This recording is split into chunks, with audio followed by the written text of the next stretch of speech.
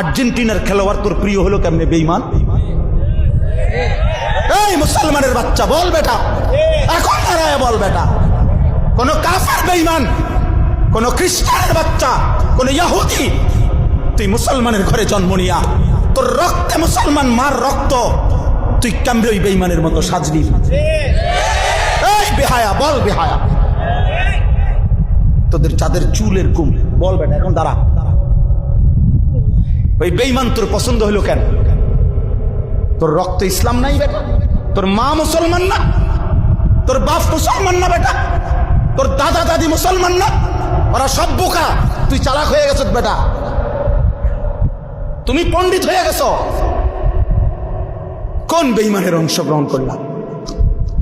কেন সাজলা বেঈমানের মতো? তোমার নবী নাই, তোমার রাসূল নাই, তোমার আল্লাহ নাই, তোমার নবী সাল্লাল্লাহু আলাইহি সাল্লাম চুল রাখে নাই? কথা বলে না কেন? আল্লাহর নবীর চুল ছিল কিনা? নবীজির চুল মোবারক ছিল কিনা? তিনি চুল রাখতেন কিনা? তো তিনি কেমনে সাজলেন? এটা আমার পছন্দ হয় না কেন? নবীর সাহাবী সোয়া লাখের চাইতে বেশি সাহাবী, লক্ষের চাইতে, ওনাদের চুল ছিল না মাথায়? তো ওনাদের চুল কেমন ছিল তার কোনো বর্ণনা নাই কিতাবে? তো তুমি দেখো না এটা? তোমার ধর্মকে তুমি এত বড় বেইজ্জতি করলা কেন? তোমার রাসূলকে তুমি এত বড় বেইজ্জতি করলা কেন? এটা কোনো ইনসাফ হইতে পারে? দিন রাত মুসলমানের ঘরে জন্ম নিয়ে মুসলিম হয়ে চুলের উপরে সারা দিন ফ্যাশন, এটা বুঝি একটা কথা হলো? আমার ভাই বল, এটা বুঝি একটা কথা হলো? তোমারে বুঝি আল্লাহ বানাইছে শুধু এই সারাক্ষণ চুল এটার ফ্যাশন করবা, বিভিন্ন মডেলে চুল কাটবা, এই নিয়ে ব্যস্ত থাকবে? এত ফালতু কাজে আল্লাহ মুসলমানকে বানাইছে? তাইলে সারাদিনে কি করলাম? গত এক সপ্তাহে কি করলাম? গত এক বছরে কি করলাম? বলো ভাই,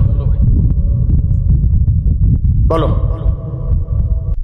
নিজের জন্য ভাবো ভাই, প্রত্যেকের উচিত নিজের জন্য কিছুটা সময় একান্তে ভাবা যে আসলে আমি কে, আমি কোত্থেকে আসছি, কে আমাকে পাঠাইলেন, আমি যা করছি আমার সৃষ্টিকর্তা কি তাই চায়? তিনি যা চায় আমি তা করি কিনা, আমি যা করি তিনি তা চান কিনা? এতটুকু বোঝাপড়া, এতটুকু যদি বিবেকের একটা বোঝাপড়া না থাকে, প্রিয় ভাই আমার, বাস্তবিক অর্থে সে মানুষ হয় না, মানুষ হয়। এর দূর অনুভূতি যদি না থাকে, আত্মবোলা